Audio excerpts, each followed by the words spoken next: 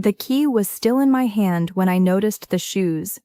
6 pairs, none of them mine, none of them my husband's, lined up neatly by my front door like they had every right to be there. A child's sneaker, barely size 4, a pair of worn men's sandals with the sole peeling at the toe, a woman's ankle boot with a broken buckle that someone had never bothered to repair. I stood in the hallway of my own home and listened to strangers laughing in my kitchen, the smell of someone else's food, someone else's music drifting from the room where I kept my books and my grandmother's old reading chair. My suitcase was still on the porch. I had been gone exactly 22 days. I did not walk further in. I stood very still in that doorway, and I made a decision. Not an angry one, not a panicked one, a clear one, the kind that arrives when something finally makes complete sense after a long time of making no sense at all. My name is Diana Mercer. I am 34 years old. I work in logistics management.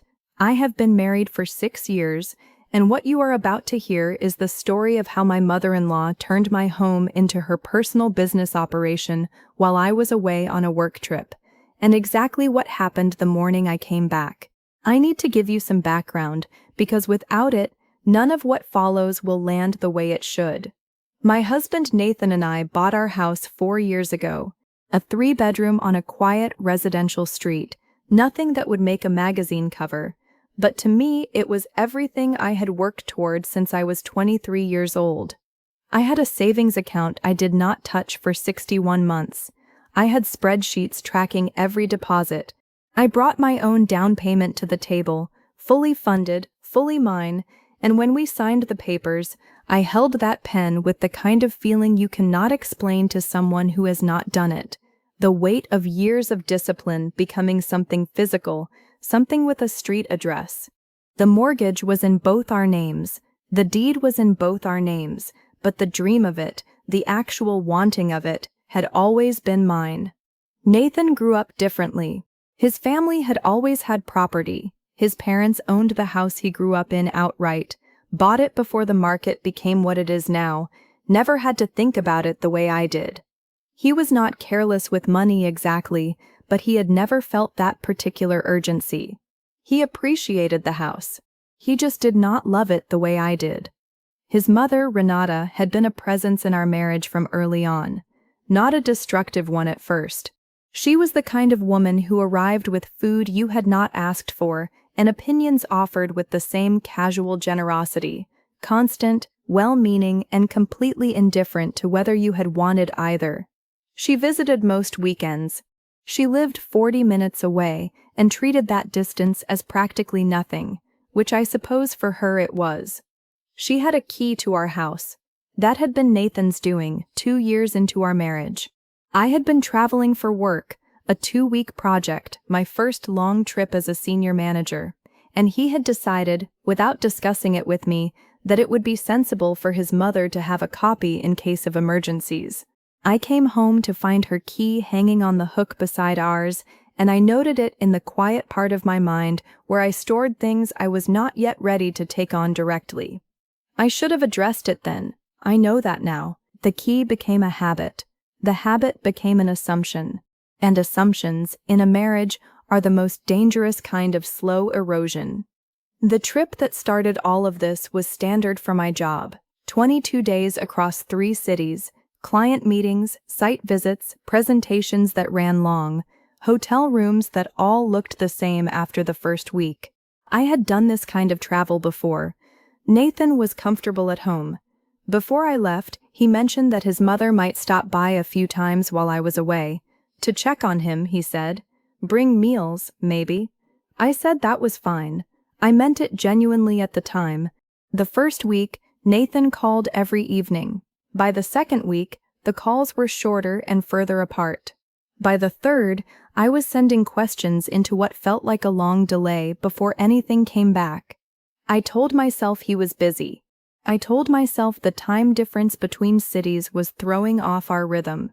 But I knew Nathan the way you know someone after 6 years of living with them. I knew what his ordinary quiet sounded like versus the quiet that meant something was being held back. I did not ask directly. Asking Nathan directly about anything involving his mother had always produced the same result. He went somewhere unreachable and stayed there until the subject changed.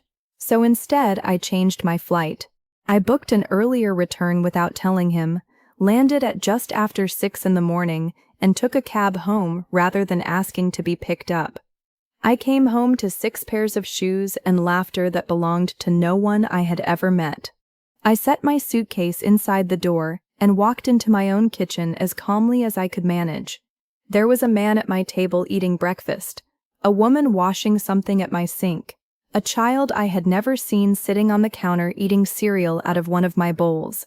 Nathan was standing by the coffee machine in the expression of someone who has been dreading a specific moment for a very long time and has now arrived at it. He said my name. That was all he managed. I looked at the people at my table. I introduced myself as the owner of the house and told them, politely and without any raised volume, that there appeared to have been a misunderstanding about the property, and that I would need to speak with whoever had arranged their booking. The man looked at his phone. The woman at the sink turned around and dried her hands slowly. The child kept eating cereal. I went upstairs to our room and called my friend Carla, who is a property lawyer and has been since we were at university together. She answered on the second ring, which meant she was already at her desk. I told her everything, what I had come home to, how long I had been gone, what I suspected had been happening in the house. She was quiet for a moment in the way she gets when she is thinking rather than responding.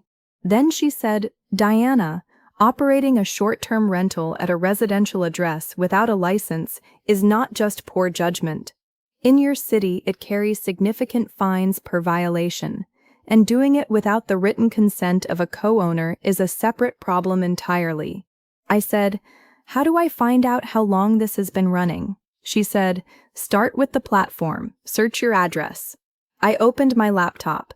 Our address came up immediately, photographs I had not taken, of rooms I had not agreed to list, with a 5-star average and 43 reviews going back 11 weeks. The listing was in Renata's name. The host photo was her. The welcome message described my home as a peaceful family retreat with a warm hostess and offered a 10% discount for stays longer than 5 nights. I sat with that information for a long time. Renata arrived at the house at 10:15 that morning. She let herself in with her key, which she still had, which she had always had, and walked into the kitchen where I was sitting with a notepad and Carla still on the phone through my earphones. She was not apologetic. That is the thing I want to be precise about. She was composed. She was the version of herself that had decided in advance how this conversation was going to go. She said the house was sitting empty while I was away. She said she had identified a need in the community and met it. She said the money was going into a household fund and that utilities were not cheap and I should be grateful for the contribution. She said this in my kitchen with my notepad in front of me and a lawyer in my ear. I waited until she finished. Then I asked her one question. "Do you have a short-term rental license for this address?" She looked at Nathan. Nathan looked at the floor. I asked the guests to leave that morning. Every one of them. I was calm and I was clear, and I told each of them that the listing had been placed without the property owner's consent and that their bookings were unfortunately not valid. They were understanding. None of them were at fault. They had paid for a room and been given one. They had no way of knowing what had happened behind the scenes. They were all gone by noon.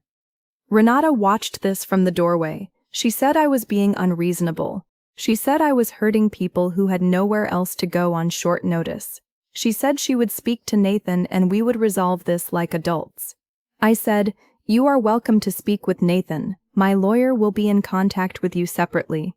She left. She took her key from the hook, but only after I stood beside the door and held my hand out for it. She placed it in my palm without meeting my eyes. Then she was gone. Nathan and I sat at the kitchen table that evening for the longest conversation we had ever had in our marriage. He had known from day 3. Renata had not asked him, she had told him. She had already arranged the first booking before she mentioned it, and she had presented it with the kind of certainty that had been closing conversations between them since he was a child. She had said the money would help. She had said I was always worried about finances. She had said I would understand when I saw the numbers, and that it was better to show me results than to ask permission I might not give. He had not said yes to her. He had simply not said no. 6 weeks of silence, 43 reviews, 11 separate booking periods, as Carla later confirmed through the investigation. I did not shout at Nathan. I had used up whatever energy that would have taken somewhere over the Atlantic on the flight home. What I said was this: there are things I need from this marriage that I have not been receiving. One of them is the basic assumption that my home belongs to me, that my name on a deed means I am consulted before that property is used, that silence does not count as agreement, that what happens in our house while I am working to pay for it is something I have a right to know about. He said he understood. I said, I need you to decide whether your first loyalty is to managing your mother or to being honest with me, because those two things are not compatible, and I am not willing to keep being the thing that falls through the gap between them. He was quiet for a long time. Then he said, You're right. I know you're right. Carla filed the formal complaint the following week. The city's short-term rental enforcement office investigated the listing, confirmed 11 bookings over the operating period, and issued fines to Renata directly. Because the listing was in her name, the payments had gone to her account, and she had operated it without the documented consent of both property owners. The total fine came to $6,400. She called Nathan 4 times the day the notice arrived. He answered twice. He told her the same thing both times, that he was not going to ask me to withdraw the complaint, that the situation was the result of a decision she had made without my knowledge, and that he loved her but could not help her with this. I do not know exactly what those calls cost him. He did not tell me all of it, and I did not push. Some things in a marriage belong only to the person carrying them. The locks were changed that same week. A locksmith came on Thursday morning and replaced every cylinder in the house. Nathan did not argue about it. He had offered, actually, had called the locksmith himself the day after our conversation at the table. That mattered to me more than I expected it to.